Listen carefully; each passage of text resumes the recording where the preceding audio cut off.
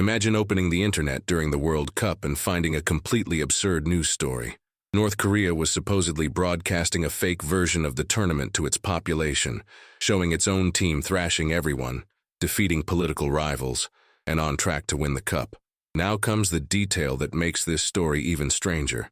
North Korea wasn't even competing in that World Cup, and yet, for a few days, millions of people believed that the North Korean government had invented a parallel World Cup to convince its population that it was the world champion. It sounds like a movie script, but it happened on the internet, and it happened in 2014, in Brazil, in the middle of one of the most memorable, traumatic, and talked about World Cups in recent history. The 2014 World Cup already had all the ingredients to capture the world's attention. Brazil was the host country. The expectation for a sixth title was enormous.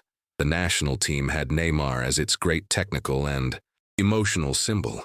The entire country breathed football, pressure, celebration, anxiety, and expectations. But the World Cup didn't follow the script that Brazilians expected. Neymar was injured in the quarter-final against Colombia. The semi-final against Germany became a historic wound. The 7-1 defeat left the country speechless. And while Brazil tried to understand how a World Cup at home had turned into a nightmare, another story began to circulate on the other side of the internet. A story so absurd that many people thought it could only be true. North Korea, a closed country controlled by a dictatorship and shrouded in mystery, allegedly created a fake broadcast of the World Cup. In the videos, the North Korean national team appeared to be easily defeating opponents, including countries like Japan, the United States, and China, and advancing as if it were an absolute power in world football. The script seemed perfect for going viral. On one side, the World Cup, the biggest sporting event on the planet. On the other, North Korea, a country known for its strict control of information. In the middle, videos with the aesthetics of state-run news broadcasts, narration in Korean, repurposed football footage, and a context that made many people think, this is absurd, but coming from there, maybe it's possible. That was the central point of the story. The lie didn't work because it was technically perfect. It worked because it fit exactly with the image the world already had of North Korea. Many people already believed that the North Korean government could manipulate news, hide results, control broadcasts, and present an official version completely different from reality. So, when a video appeared suggesting that the country was faking its World Cup victory, many people's reaction was not to be suspicious. It was believing. And that's one of the most interesting parts of this case. The fake news didn't just originate from the video, it also stemmed from the public's predisposition to accept that narrative. To understand why this exploded, it's necessary to remember what the internet was like during that period. In 2014, YouTube was already huge, Twitter had the power to turn any topic into a trend, and blogs still had a lot of influence on Brazilian digital culture. It was a more chaotic, more open, less filtered internet, and much more vulnerable to well-constructed scams. It was in this environment that a channel called Korean News Backup emerged. At first glance, it just looked like a strange repository of North Korean videos. It didn't look like a Brazilian joke. It didn't seem like a humor page. It didn't immediately reveal that there was a joke behind it. That was precisely the trick. Before publishing the main lie, the channel needed to appear at least minimally credible. So, for a while, videos that looked like state news were posted. This created a narrative, gave the channel substance, and made it seem like the content came from some obscure North Korean broadcast archive. When the World Cup arrived, the groundwork was already laid. Then came the most important videos. In those articles, North Korea appeared as if it were having a historic campaign. The team was thrashing opponents, advancing in the tournament, and being celebrated as a dominant force. At one point, the narrative even suggested that Brazil was supporting Kim Jong-un and the North Korean national team. It was absurd, but it was absurd in just the right way. The videos mixed old footage, game clips, crowd montages, stadium scenes, and narration in Korean. For those who looked closely, signs of manipulation were visible. But the internet rarely looks closely when a story seems too big to ignore. And that's where the second phase of the game begins: circulation. If that video had been published directly by a well-known humor page, Perhaps many people would have been suspicious. The audience would have looked at the author, remembered previous pranks, and quickly realized that it wasn't a real accusation. Therefore, the distribution needed to appear organic. The video began circulating as if it had been found by chance. People shared it, others commented, larger profiles picked it up, and in a short time the story left the Brazilian bubble. When absurd content starts to gain traction, many people share it before verifying it. And when it involves the World Cup, North Korea, and possible state manipulation, the click becomes almost irresistible. Within days, the case began to reach media outlets outside of Brazil. International news outlets reported the story as if the North Korean government were actually deceiving its population with a fake World Cup. What had started as an internet fabrication began to be treated as a potential political propaganda scandal. But there was a twist. North Korea didn't invent that World Cup. A lie about a lie was also a lie. Behind it all was Sid from Não Salvo, one of the best-known names from the era of humor blogs in Brazil. Não Salvo wasn't just any blog. It was part of an era of the internet where entire communities mobilized around jokes, challenges, and viral campaigns. It was a type of humor that didn't depend solely on the original post, but on audience participation. People joined in the fun, spread the word, commented, boosted it, and often turned the joke into news. The idea of making North Korea win the World Cup emerged as a challenge. But for a prank of this magnitude to work, it wasn't enough to publish a fake video and wait for the world to fall apart. It was necessary to build context, and that's what made the action so effective. First came the appearance of an unknown source. The channel needed to seem separate from Não Salvo. Then came the journalistic archive aesthetic. Next, the narration in Korean, the use of repurposed images, and the editing that mimicked the tone of a state broadcast. Nothing needed to be perfect. It just needed to pass the speed test. Because on the internet, the first question is often not, "Is this true?" The first reaction is, "This is unbelievable. I need to share this." And that difference changes everything. The case exposed a huge weakness in the media and the public.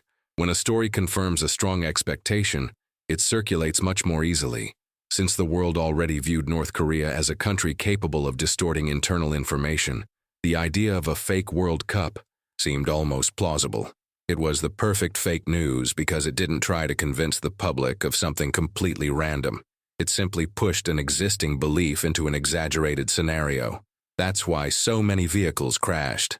Not necessarily because the video was impossible to disprove, but because the story was too good. It had characters, context, political tension, football, the World Cup, international rivalry, and a touch of absurdity that seemed compatible with North Korea's public image. When more careful analysis began, the hoax lost its grip. People who understood the language noticed problems with the accent and the origin of the narration. Others noticed strange details in the images, reused crowds, and montages that didn't match a real broadcast. Gradually, it became clear that this was not evidence of North Korean propaganda. It was a Brazilian comedy piece that had fooled part of the world. And when Sid took credit for it, the story gained an even more interesting layer. The prank ceased to be just a joke about North Korea and became an unintentional, or perhaps very well calculated critique of the media's haste in turning anything viral into news. In the end, the case said less about North Korea and more about the rest of the world. It talked about how journalists can chase a headline without checking all the details. It talked about how the public shares what confirms their ideas. It talked about how a well-packaged narrative can seem more convincing than reality. And most importantly, it spoke about the power that the World Cup has as a stage. The World Cup is not just a sporting tournament. It's a global stage. Any story that touches it gains scale. A play becomes collective memory. A defeat becomes national trauma. A celebration becomes a symbol. And a well-constructed lie can become international news. The choice of North Korea as a character was also no accident. If the video said that an ordinary team from an open country with a free press was faking winning the World Cup, nobody would believe it. The story would fall apart immediately. But when the chosen country is closed off, mysterious, and associated with state propaganda, the absurdity takes on the appearance of possibility. That was the smartest part of the construction. The hoax didn't create a belief from scratch. It exploited a belief that already existed. And perhaps that's why this story remains so memorable. Because it wasn't just a funny hoax. It was a practical demonstration of how the internet works when emotion, prejudice, haste, and curiosity mix. Football became the fuel. Politics came into play as context. The media stepped in as an amplifier, and the audience became the driving force. When all these elements came together, a team that wasn't even in the World Cup became, for a few days, the protagonist of one of the most bizarre stories of the 2014 World Cup. And the most ironic thing is that, on the field, North Korea didn't win. Against anyone in that World Cup, it didn't even compete. But off the field, it became the center of a narrative that crossed borders, fooled international news outlets, and showed that, in the digital age, a good lie can travel faster than any fact-checking. This is the part that makes the case so powerful for a video, because it starts out seeming like a story about a country inventing a World Cup for its population, but it ends up revealing something much bigger. Sometimes, those being manipulated aren't the isolated people of a dictatorship. It's the global public, connected, informed, and convinced that they wouldn't fall for something like that. That's the big turning point. North Korea didn't need to pretend to win the World Cup. The internet did it for her. And when the lie was revealed, there was a feeling that everyone had participated in an invisible game, not a football match, but a battle for attention, credibility, and narrative. On one side, a Brazilian creator, perfectly understanding how to plant a story in the right environment. On the other, users and journalists rushing to share alleged proof of state propaganda. In the middle, the World Cup, serving as the perfect stage to transform the absurd into a global issue. That's why this story still works so well. It has soccer, the World Cup, politics, the internet, behind-the-scenes drama, the press, humor, and a twist that completely changes how the viewer perceives the case. At first, you think, you're going to see the story of a government fabricating a victory. In the end, he realizes that the fabricated victory belonged to someone else. And perhaps that's the great lesson. In a World Cup, not every historic play happens on the field. Some happen in the video cut, in the news headline, in the hasty sharing, and in people's willingness to believe in a story that's too good to be ignored. North Korea did not win the 2014 World Cup, but for a few days, it won a much more modern contest. The contest for internet attention. And if you enjoyed this story, leave a like, comment if you would have fallen for it back then, and subscribe to the channel, because here we don't just look at the score, we look behind the scenes, at the narratives, and at the details that make football much bigger than 90 minutes.